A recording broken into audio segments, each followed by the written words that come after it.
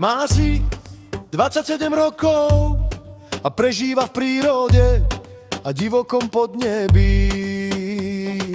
So svojím obytným autom cestuje po svete bez strachu a bez zónu.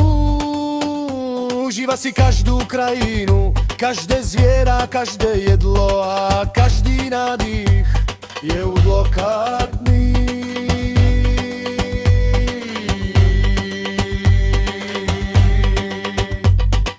Prirodzená fantázia, zároveň skutočný v čase a priestore.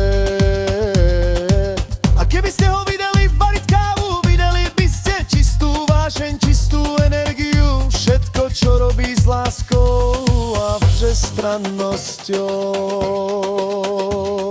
Je čistý oheň, čistá vášeň uprostred zimy, nezáleží mu na tom, čo si myslia ostatní. Jednoducho sa